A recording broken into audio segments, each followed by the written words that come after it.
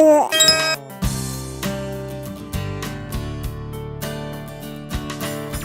enurese noturna, ela é definida como uma perda de urina durante o período do sono, ou seja, involuntária, ou mais de uma perda no período do sono, em crianças acima de 5 anos de idade. Ou seja, até 5 anos isso é considerado normal. A partir de 5 anos, a cada ano, 15% mais ou menos dessas crianças melhoram sozinhas.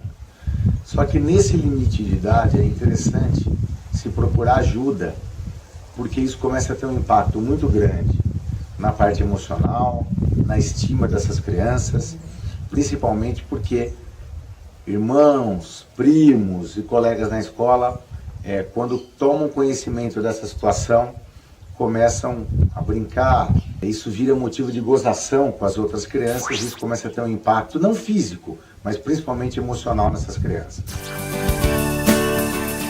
Vale ressaltar que acima de 5 anos é que nós classificamos as crianças candidatas ao tratamento. Abaixo disso, não.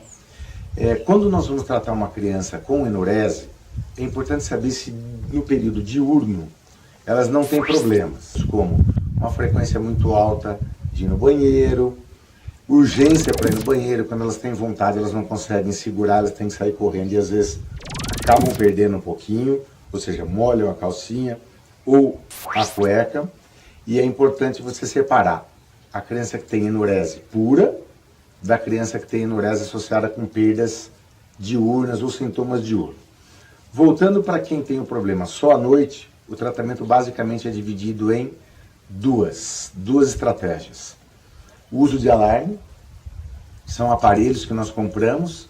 Esses aparelhos têm um sensor que você conecta na calcinha, no pijama, ou no lençol, e no momento que essas crianças perdem a urina à noite, esse aparelho vibra ou dispara um alarme, e as crianças acordam. Parece uma coisa muito boba, mas o fato dela ir sendo acordada toda vez que ela começa a urinar ou no meio da micção, quando o sensor tem contato com a urina, essas crianças começam a ser condicionadas a acordar. Ninguém sabe muito bem o mecanismo de ação do alarme, mas o fato é que em um determinado momento elas começam a acordar à noite e não mais quando elas estão fazendo xixi que o alarme dispara. Ela acorda e consegue ir no banheiro. E elas vão no banheiro. Então, essa modalidade de tratamento, muito utilizada na Europa. No Brasil, isso está começando, mas existem algumas pessoas que têm treinamento para isso, mas precisa de um tutor, né? De uma pessoa, ou médico, ou um fisioterapeuta que mexa com o aparelho e que vá acompanhando essas crianças no decorrer do tratamento. A outra estratégia é o uso de um medicamento que simula um hormônio anti-formação de urina. Então ele é dado à noite, a criança toma em torno das 8 horas, depois que elas ingerem, elas devem evitar a ingesta de muito líquido. Então, se essa criança vai numa festinha, num aniversário à noite, nesse dia melhor não dar, porque você vai dar um remédio que inibe a formação de urina. E aí há um pequeno risco delas ficarem absorvendo líquido e retendo. É um remédio seguro, chamado DDAVP, né, que é a desmopressina, e esse hormônio acaba fazendo com que essas crianças reduzam a formação de urina no período da noite, a bexiga não enchendo, ela não perde. O principal efeito colateral dele seria esse, então, dessa retenção de líquido? É tomar cuidado para que essas crianças, a partir de um determinado horário à noite, ingiram menos líquido? Isso sempre, né? Porque essa pode ser uma situação que leva a criança a fazer xixi, mesmo que ela não tenha problema nenhum, não é? É isso mesmo. Não constitui um tratamento específico, mas faz parte daquelas estratégias, assim como dormiu na sala, dormiu na TV, antes de levar para a cama, leva para fazer xixi, né? E não coloque a criança direto na cama. Essa é uma estratégia. Reduzir um pouco de líquido depois das 7h30, 8 horas da noite. Também faz parte de uma outra estratégia.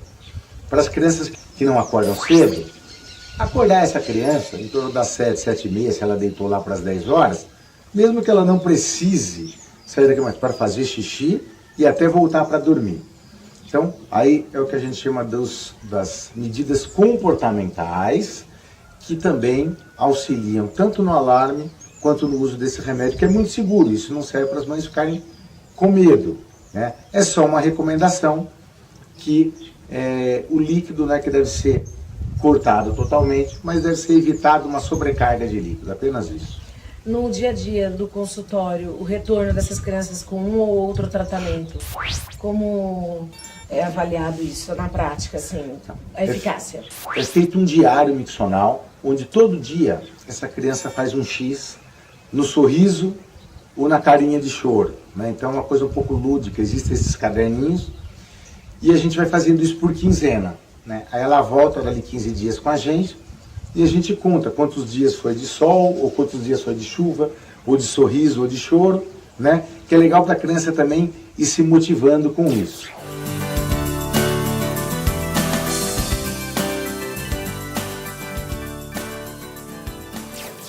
E é muito importante que a criança esteja envolvida na estratégia, né? O alarme, ela que cuida, ela que aciona. Quando ela faz xixi de noite e toca, o pai ou a mãe vão até o quarto, desalarmam, ela levanta, se troca, troca a cama, alarma de novo e dorme. Não adianta você fazer tudo isso para a criança e ela se sentir a parte do tratamento, porque isso acaba virando uma coisa até ruim para ela. Ela tem que estar envolvida em tudo isso, porque a taxa de sucesso é uma taxa considerada boa, na ordem de 65% a 68% com alarme. Com o DDAVP, que é o remédio, a taxa também é parecida. A única diferença é que quando você para o tratamento com alarme, porque a criança já estava boa, a chance dela recair é menor. Quando você para o remédio, como em tese era o remédio que causou o sucesso, existe uma chance de recidiva, de retorno das perdas um pouco melhor do que quando você usa o alarme. Mas as duas estratégias funcionam, as duas estratégias são boas. Em alguns casos, quando a gente não tem sucesso aqui, ou aqui usamos as duas, alarme mais o hormônio antidiurético. E essa questão psicológica, até emocional, né? Muitos pais acham que até a psicologia pode tratar a enurese noturna, ou pensam que a criança está com manha e punem e ficam bravos porque realmente acordar no meio da noite, 9, 8 anos, né? Incomoda muito. Como se trabalhar essa questão, né, dos pais, desse envolvimento e da parte emocional dessa criança que faz xixi? Esse eu acho que é o ponto mais importante, que envolve a parte comportamental e psicológica da criança que tem enurese. Porque existe uma tendência dos pais, da família, a achar que a criança faz isso por querer, né? E a primeira reação dos pais ou dos cuidadores é punir, é reprimir, é castigar, achando que a criança faz aquilo por querer, ou por mãe, ou por algo do tipo. Esse tipo de comportamento só piora a situação, né? Porque a criança não tem poder de controlar, não vai ser punindo e nem desmoralizando a criança que a gente consegue resolver o problema. Portanto, precisa de muito jeito, precisa de muita compreensão, porque ninguém faz xixi dormindo por querer. É involuntária a situação. O tratamento para enurese, na década de 80, na década de 90, ela era feito por psicólogos, se achando que algum problema na família, do relacionamento dos pais, com os amigos, levassem essas crianças a ter o comportamento de perder a urina. Mas se é involuntário, não pode ser psicológico. Eles estão dormindo. Portanto, a terapia não é tratamento específico para a enurese. Eu acho que possa a terapia ajudar até para tirar a questão do trauma que algumas dessas crianças ficaram pelo preconceito, pela punição que elas tiveram no decorrer da vida delas. Mas a psicoterapia não é tratamento, não faz parte dos guidelines nem europeu nem americano do tratamento da enurese. O tratamento da enurese é um problema médico, as causas são pouco conhecidas. E se essa criança tiver um problema psicológico associado, até pela humilhação que ela passa, pela questão da estima, ela pode ser encaminhada para terapia complementar e não como uma estratégia de monoterapia.